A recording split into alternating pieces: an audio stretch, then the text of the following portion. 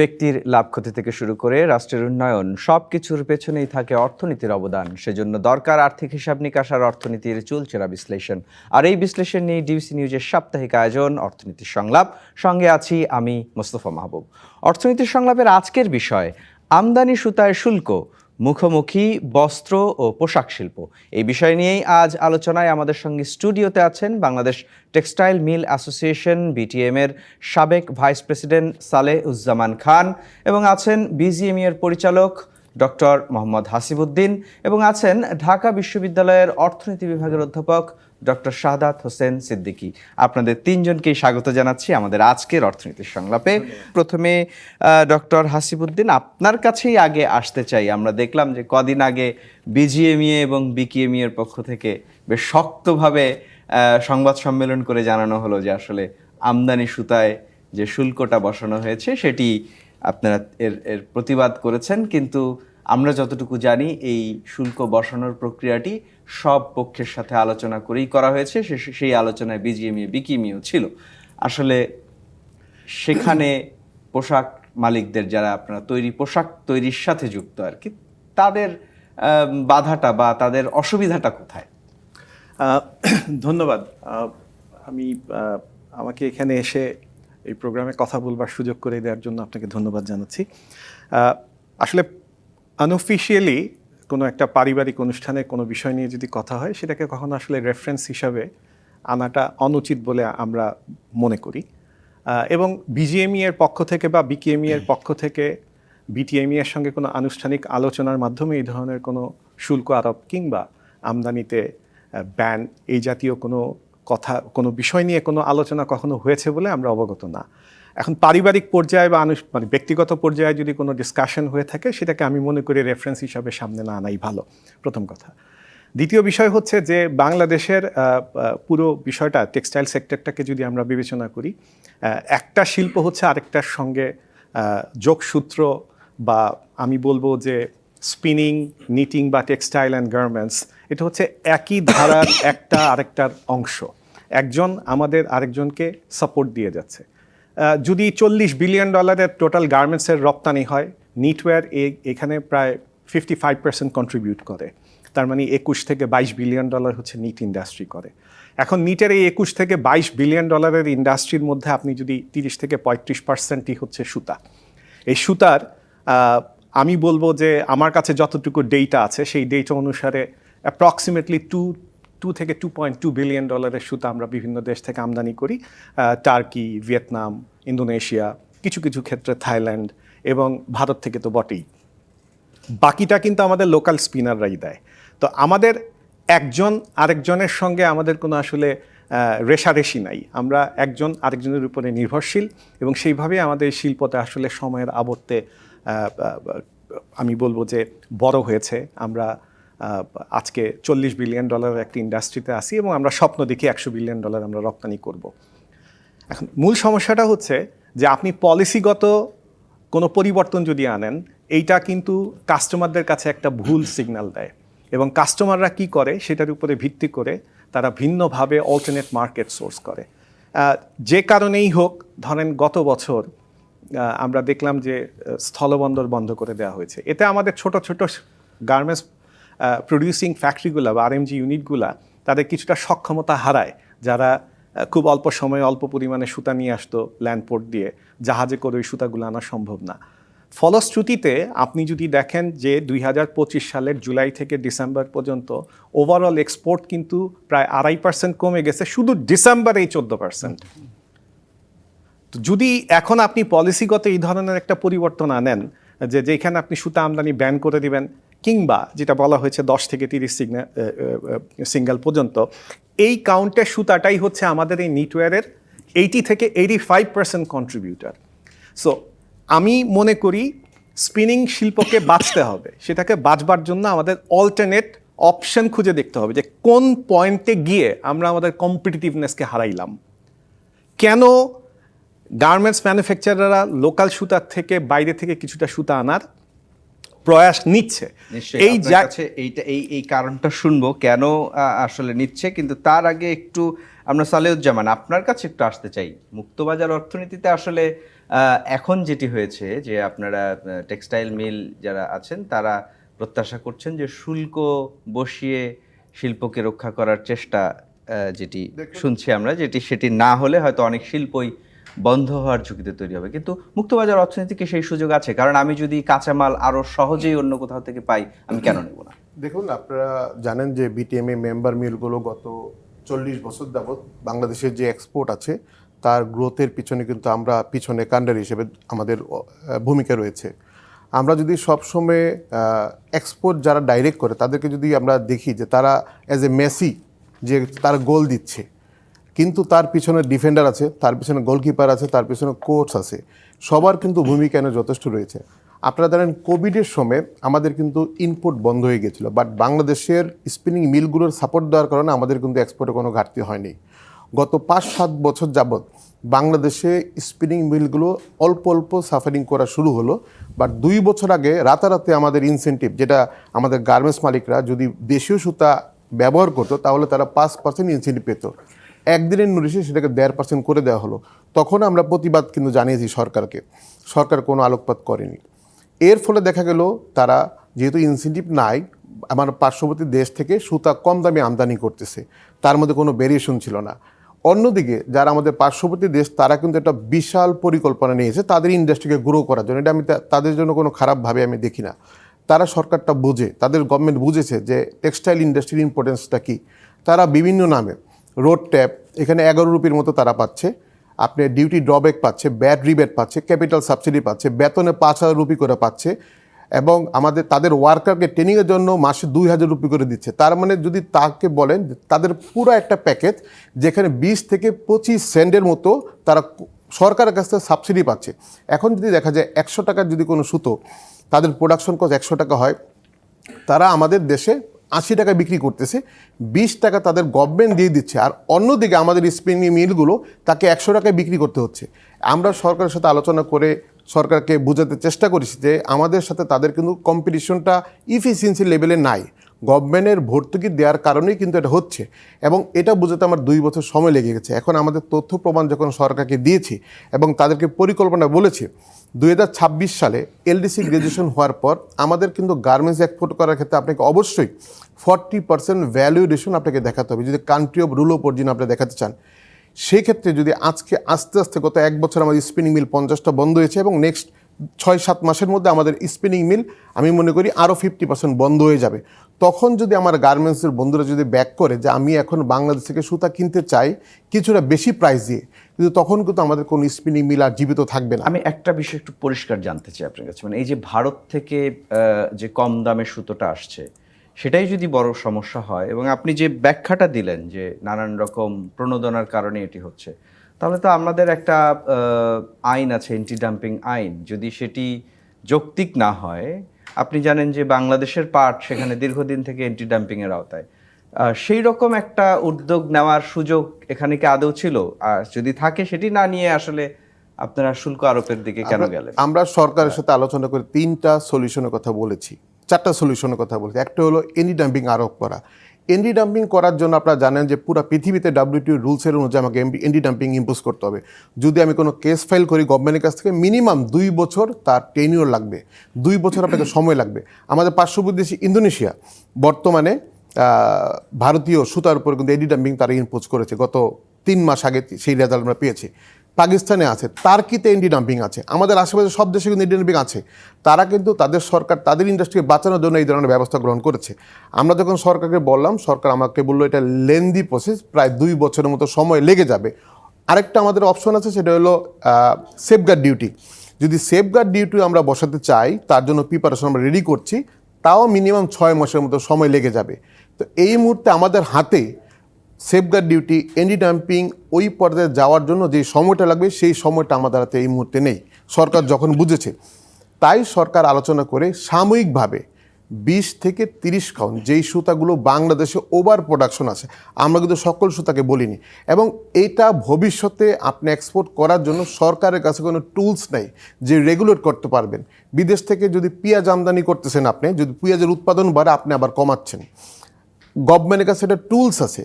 ইন্ডিয়াতে যখন সুতার দাম বেড়ে যায় বা তুলার প্রোডাকশন বেড়ে যায় বা কমে যায়, তখন সিসিআই তার তুলাকে সংরক্ষণ করে এবং সে ছাড়ে।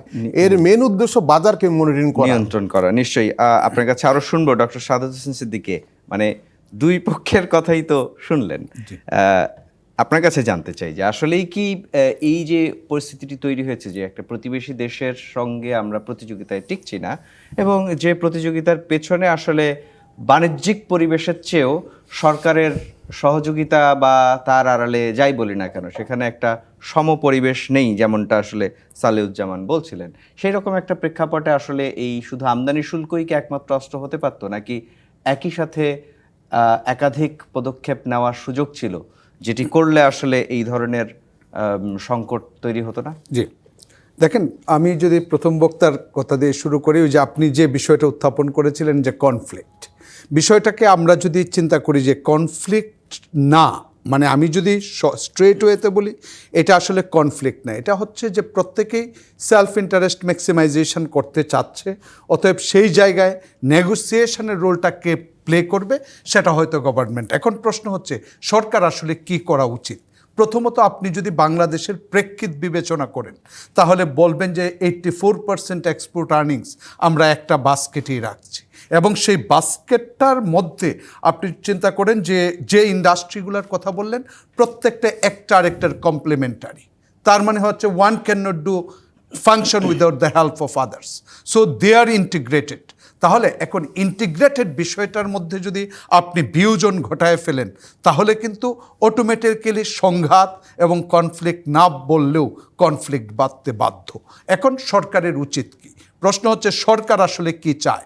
সরকার কি চায় যে এক্সপোর্ট আর্নিংসটাকে ঠিক রাখি, কারণ আমার তো আদার বাস্কেট নাই যেটা আমাকে এটাকে সাবস্টিটিউট করবে, অতএব ঝুঁকি বেশি। এখানে যদি কোনো সংঘাত ঘটে বাংলাদেশের অর্থনীতির যে ফরেন কারেন্সির যে রিজার্ভ দেখতে পাচ্ছেন সেই জায়গাটা একটা বড় ধরনের ঝুঁকি থাকে। এখন এই ঝুঁকি মোকাবেলায় সরকারের আসলে কী করা উচিত?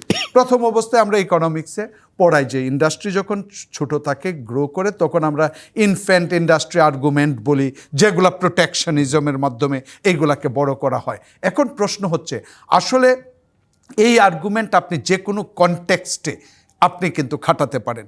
প্রশ্ন হচ্ছে আপনি কি চান বাংলাদেশের স্পিনিং ইন্ডাস্ট্রিতে ধরেন 3 লাখ কোটি টাকার মতো বিনিয়োগ, 25 বিলিয়নের মতো ডলার, তার মানে হচ্ছে এই বিশাল ইন্ডাস্ট্রিতে যে এমপ্লয়মেন্ট আছে এবং যে ব্যাকওয়ার্ড লিঙ্কেজ অলরেডি এস্টাবলিশড করেছেন এই আরএমজির জন্য, সেই ব্যাকওয়ার্ড লিঙ্কেজটাকে ধ্বংস করতে, তার মানে হচ্ছে ধ্বংস হওয়া মানে কি আপনার এখানে দুটো জিনিস। একটা হচ্ছে আপনি মনে করলেন okay I live in a competitive world, আমি আসলে যেখানে সস্তায় পাবো সেখানে, কিন্তু অনেক ক্ষেত্রে দেখবেন পৃথিবীতে অ্যানালাইসিস করে যে আপনি নিজের জিনিস অতএব সেটা আপনি বেশি দামেও কিনেন এবং ভোগ করেন।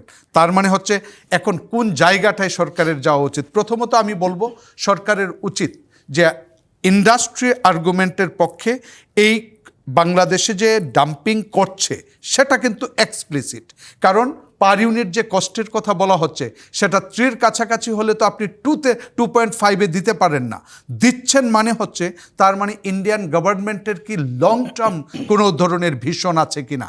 কারণ হচ্ছে ইন্ডিয়া সরকারের যদি আরএমজি সংক্রান্ত আপনি যদি চুলচেরা বিশ্লেষণ করেন তাদের কথা হচ্ছে একটা প্যারালাল ইন্ডাস্ট্রি, হয়তো তারা অতীতে এই দিকে নজর দেয়নি, কিন্তু আপনি যদি রিসেন্ট টাইম পিরিয়ড বিশ্লেষণ করেন তাহলে দেখা যাবে এই ইন্ডাস্ট্রির প্রতি ভারতের সরকারের একটা নজর আসছে, তারা বিভিন্নভাবে ইনসেন্টিভাইজ করছে এই ইন্ডাস্ট্রিটাকে গ্রো করার জন্য।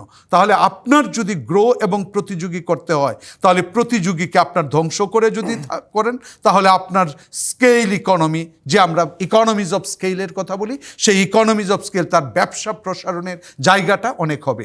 তার মানে হচ্ছে সরকারের উচিত এখন চিন্তা করা ইনসেন্টিভস, আসলে ভারত সরকার কি পরিমাণ ইনসেন্টিভস কোন সেক্টরটা, ধরেন আপনি স্পেনিংয়ের কথা তুলনা করবেন সেই জায়গাটায় প্রকৃতপক্ষে পুঙ্খানুপুঙ্খভাবে হিসাব করা আসলে ডিফারেন্সটা কোথায়, তাহলে আমার ইন্ডাস্ট্রি কেন পারছে না।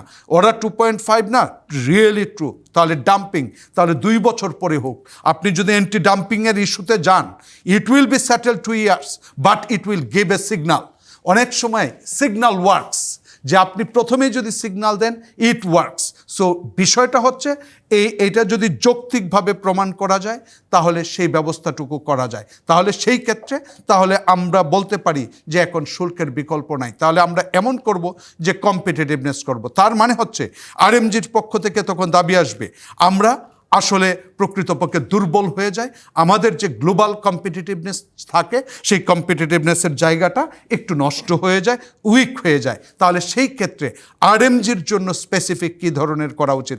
আরএমজিও কিন্তু বাংলাদেশের আরএমজি আসলে যে প্রসপেক্ট ছিল, আমি বলবো যে আসলে সেই প্রসপেক্ট দেখাতে পারেনি, কাজে লাগাতে পারেনি।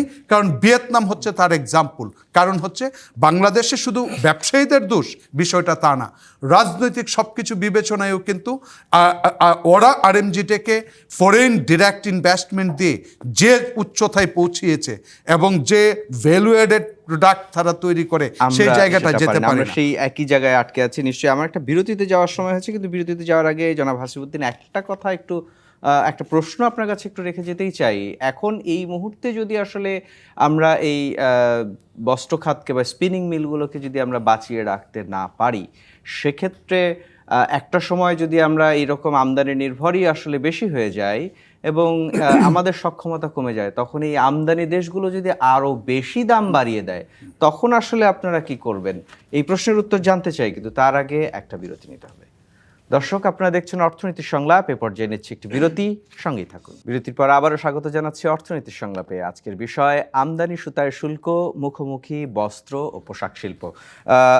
জনাব হাসিবউদ্দিন, বিরতিতে যাওয়ার আগে আপনার কাছে জানতে চাইছিলাম যে এখন এই সংকটের কারণে যদি আসলে আমাদের টেক্সটাইল মিলগুলো বন্ধ হয়ে যায়, আমাদের নিজেদের সুতা তৈরির সক্ষমতা কমে যায় এবং এখন যেখান থেকে আপনারা প্রতিবেশী দেশ থেকে সস্তায় আমদানি করতে পারছেন খানিকটা, সেখানে পুরো নির্ভরতা যখন তাদের ওপর হয়ে যাবে এবং তারা যদি তখন একচেটিয়াভাবে দাম বাড়িয়ে দেয়, কারণ আপনারাই বলছেন যে নানানভাবে তারা এই দামটাকে কমিয়ে দিচ্ছে নানা রকম ইনসেন্টিভ রেখে, তো যখন আপনার সক্ষমতা থাকবে না, তারা যদি দাম বাড়িয়ে দেয়, তখন আপনারা কি করবেন? আচ্ছা, আসলে এই উত্তরটা একটু ভিন্নভাবে দিতে হবে। আমাদের নিটওয়্যারে এই মুহূর্তে আমাদের রপ্তানি হচ্ছে প্রায় 21-22 বিলিয়ন ডলার, যার মধ্যে 35% হচ্ছে ইয়ার্নের পিছনে আমরা ব্যয় করি। আমরা টোটাল ইয়ার্ন ইম্পোর্ট করি শুধু ভারত না, ভারত, ইন্দোনেশিয়া, টার্কি, ভিয়েতনাম থেকে ইম্পোর্ট করা হয় এই দেশে সুতার যেই পরিমাণ, সেটা হচ্ছে $2.2 বিলিয়ন অল টুগেদার। তাহলে বাকি সুতাটা কোত্থেকে নেই আমরা? লোকাল স্পিনারদের কাছ থেকে। তাহলে আমাদের লোকাল স্পিনারদের উপরে নির্ভরশীলতা কিন্তু কখনোই কমে নাই। আমাদের যে টোটাল রপ্তানি, তার মেজর সাপ্লাইটা কিন্তু লোকাল স্পিনাররাই দেয়। অতএব আমরা এখনও তাদের উপরে নির্ভরশীল। এবং আরও একটা ভালো বিষয় যেটা আপনাদের সামনে আমি বলতে চাই, যেই সুতাগুলা সাধারণত আমরা বিদেশ থেকে ইম্পোর্ট করি, আপনি দেখবেন কটন হইলেও হয় এগুলো অর্গানিক, নয় পিএসসিপি, যেগুলো সাস্টেনেবল কটন। সারা পৃথিবীতে মোর দেন 50% সাস্টেনেবল কটন তৈরি হয় ভারতে। আমাদের দেশীয় স্পিনাররা যে সাস্টেনেবল কটনগুলা আমাদেরকে সাপ্লাই দেয়, সেটারও দেখবেন যে বেশিরভাগ তুলা কিন্তু আমদানি করে তারা ভারত থেকে। অতএব আপনি আজকে ট্যারিফ দিয়ে বা ব্যান ক্রিয়েট করে বন্ধ করলেও স্পিনাররা কিন্তু তুলা তখন আনবে।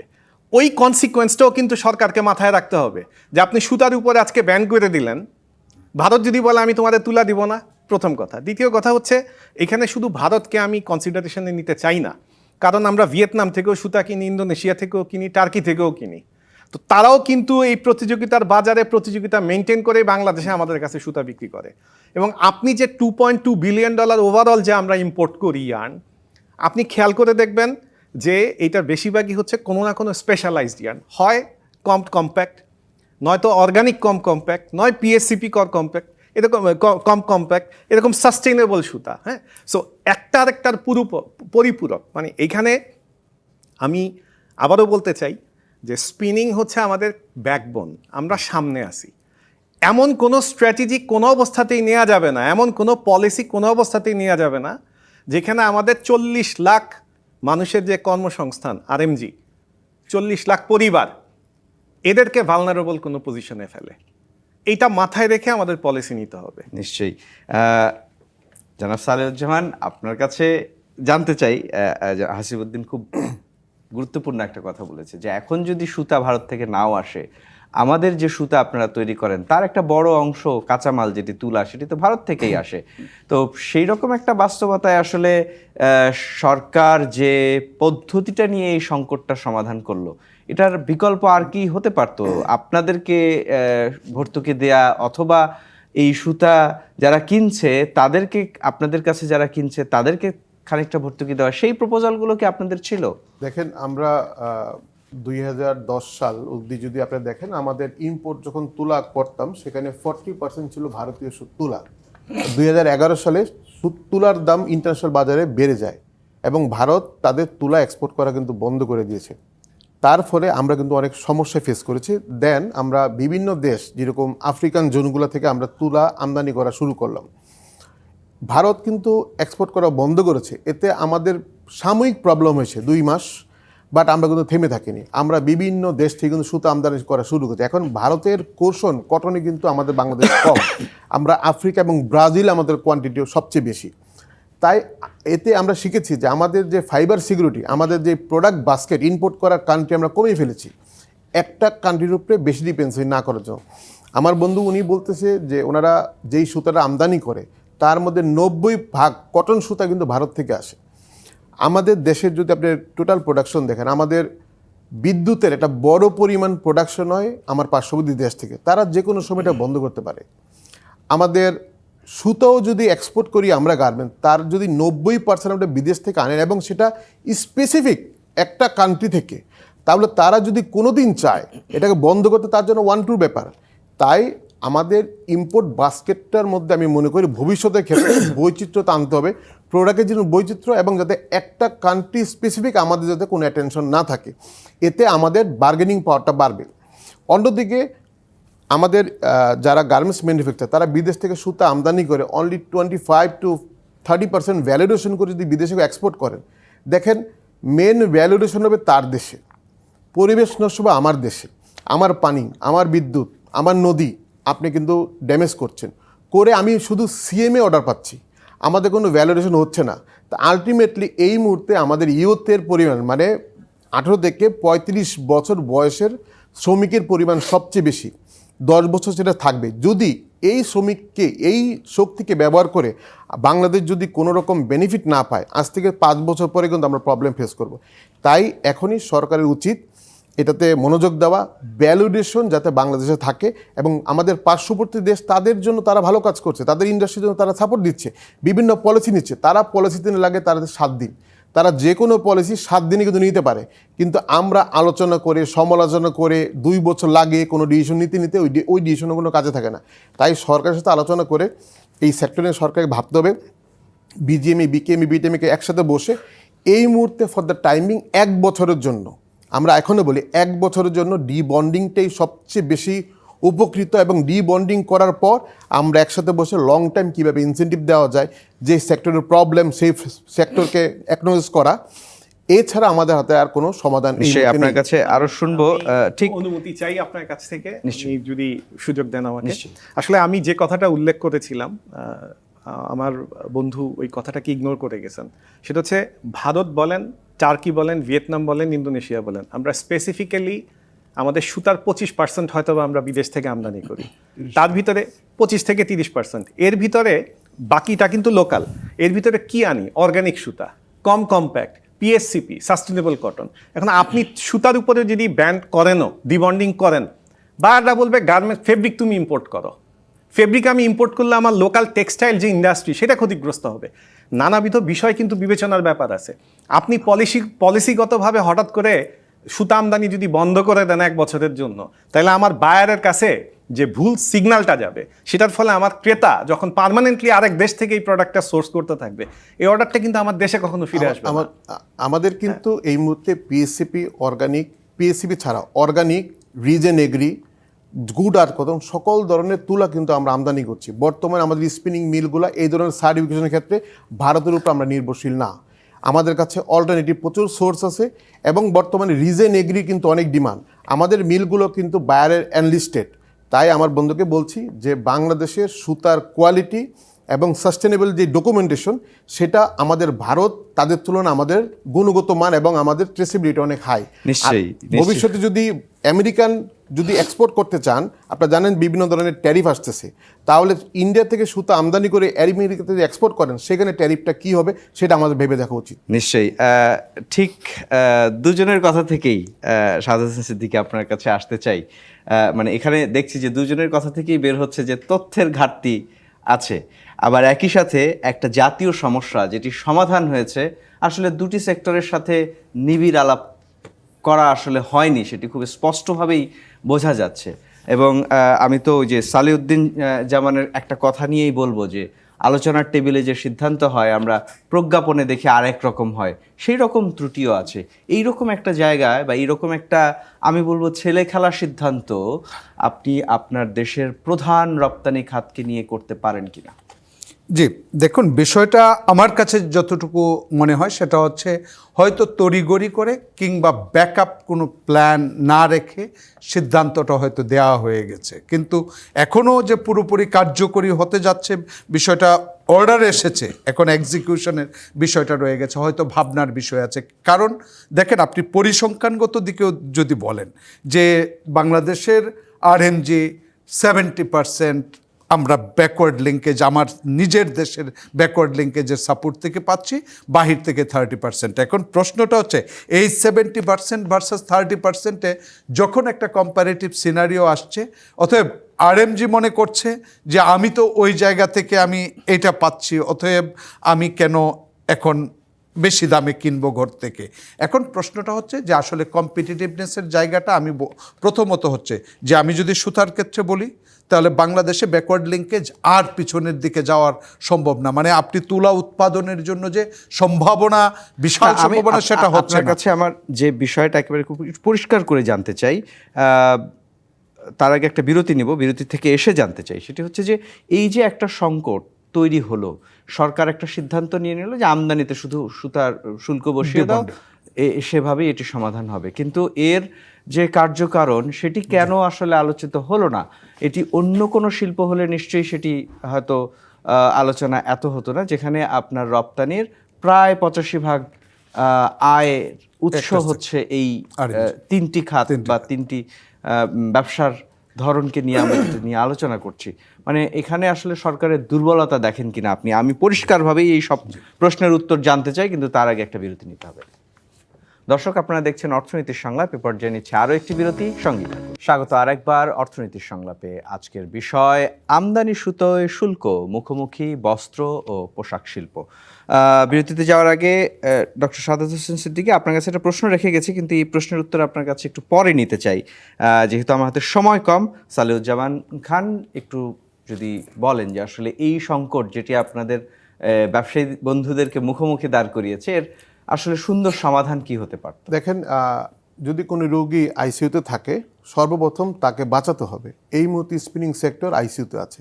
সরকার এই আইসিইউ রোগীকে বাঁচানোর জন্য যে সিদ্ধান্ত নিয়েছে, যেটা তারা দ্রুত নিতে পারবে, সেটাই পরামর্শ দিয়েছে যে বিদেশ থেকে 30 থেকে 10 টন সুতাটা আপাতত ডিবন্ডিং করা। এখানে কিন্তু শুল্কায়ন হয়নি, শুল্কায়ন আগেও ছিল। ডিবন্ডিং হলে আপনি সুতা আমদানি করে যদি এক্সপোর্ট করেন, ট্যাক্স দিয়ে আপনি আমদানি করবেন, এক্সপোর্ট করার পর আপনি কিন্তু ডিউটি ড্রব্যাকটা পেয়ে যাবেন। তার মানে সেখানে কিন্তু আসলে বাধা না যদি এক্সপোর্ট করে থাকে। আরেকটি দিকে আমরা সরকারকে বলেছি যে ইনসেন্টিভাইজ করার জন্য সরকার এনে আলোচনা করতেছে যে কিভাবে এই সেক্টরকে লং টাইম, মিনে 1-2 বছর ইনসেন্টিভ দেওয়া যায় কি না, সেদিকে পরিকল্পনা করতেছে। আমার বন্ধু অলরেডি বলেছে যে বাংলাদেশের স্পিনিং মিলগুলোতে সাস্টেনেবল প্রোডাক্ট নাই, অর্গানিক থেকে শুরু করে বিভিন্ন রকম, যেগুলো ভারতের উপর আমরা নির্ভরশীল। আমি ওনাকে জানাতে চাই, বর্তমানে বাংলাদেশের যে স্পিনিং মিলগুলো তারা ভারত নির্ভর তুলোর উপর তৈরি হয়নি। আমরা কিন্তু অস্ট্রেলিয়া, আমেরিকা এবং ব্রাজিল থেকে কিন্তু প্রচুর পরিমাণ সাস্টেনেবল তুলা আনতেছি, যার ফলে যদি ভারত সুতা এক্সপোর্ট করা বাংলাদেশে বন্ধ করেও দেয়, আমাদের তেমন কোনো প্রবলেম হবে না। আমরা আমাদের প্রোডাক্টে ডাইভার্সিফিকেশন করে ফেলেছি।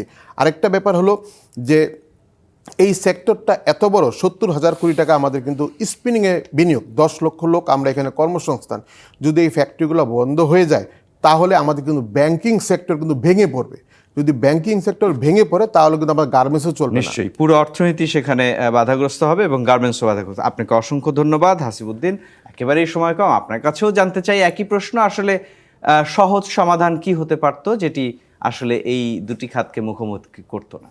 আমি আমার বন্ধুর অনেক ধরনের উত্তর দিতে পারতাম, আমি দিব না যেহেতু সময়ের স্বল্পতা আছে। আসলে বাংলাদেশের স্পিনিং খাত কিন্তু পুরো টেক্সটাইলকে কভার করার মতো ক্যাপাসিটি অ্যাচিভ করে নাই, 85% করতে পারে।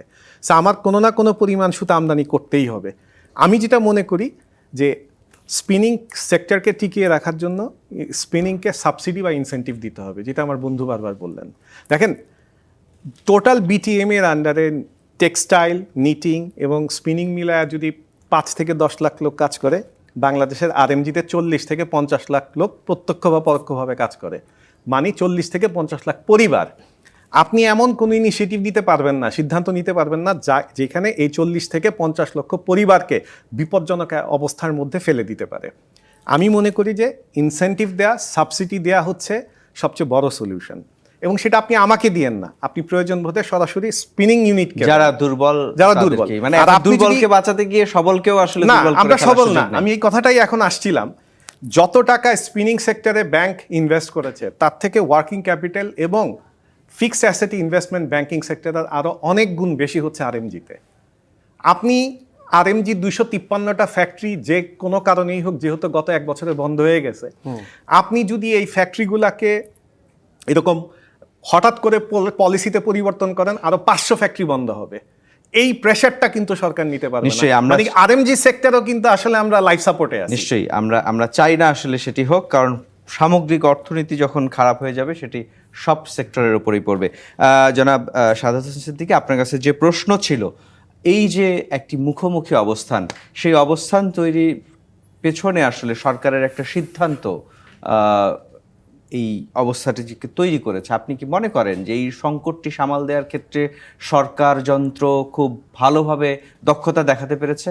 না, আমি বলবো যে দক্ষতা না, কিন্তু কিছু ক্রিটিক্স রয়েছে, সেই জায়গাগুলো হয়তো অ্যাড্রেস সামনে করার সুযোগ রয়েছে। প্রথম অবস্থায় যে কথাটা, যে স্পিনিং সেক্টর রিয়েলি প্রবলেমে আছে এবং 70% যেহেতু সাপ্লাই দেয়, অতএব মেজর একটা পোর্শন কন্ট্রিবিউট করতেছে, অতএব সেই সেক্টরটাকে অবহেলা করার কোনো কিছু নেই। একই সাথে আরএমজিকে আমাদের প্রাধান্য সবসময় দিতেই হবে। অতএব দেওয়ার ক্ষেত্রে এখন চিন্তা করতে হবে মিউচুয়াল বেনিফিটস কিভাবে ক্রিয়েট করা যায়। তার মানে হচ্ছে হয় আরএমজিকে কম্পিটিটিভনেস করা, মানে ধরে রাখার জন্য কম্পিটিটিভনেস কিভাবে করা যায় সেটা হয়তো বা চিন্তা করা যায়। ডিফারেন্ট টাইপসের ইনসেন্টিভাইজ, যেটা হচ্ছে আমরা পরবর্তীতে এই জিনিসগুলো কিন্তু বলতে পারবো না, কিন্তু সেটা ভিন্ন মাত্রায় কিভাবে করা যায়। অথবা বিকল্প যেটা হতে পারে সেটা হচ্ছে যে আমরা বসিয়েছি বিকল্প যে ডাইভার্সিফিকেশন ইম্পোর্টের ক্ষেত্রে, র মেটেরিয়ালসের ক্ষেত্রে, সেটাও কিন্তু দেখেন কনসেন্ট্রেশন যদি চিন্তা করেন, highly concentrated in one country. অতএব সিঙ্গেল কান্ট্রি ডিপেন্ডেন্সি যেটা আপনাকে সহায়তা করে কিন্তু আপনাকে কিন্তু ক্রাশও করে দিতে পারে। অতএব রিস্ক ফ্যাক্টর থেকে আমার মনে হয় ডাইভার্সিফাই কিভাবে করা যায় ইম্পোর্টটা, র মেটেরিয়ালস, সেটার একটা সুযোগেও তৈরি নিশ্চয়ই, করতে সেটি হবে। আপনি সুন্দর পরামর্শ দিলেন, কিন্তু আমার প্রশ্ন ছিল আসলে এই সংকটটি সরকার কি খুব দক্ষতার সাথে, আমি সেই সম্ভাবনার জায়গাগুলো বললাম।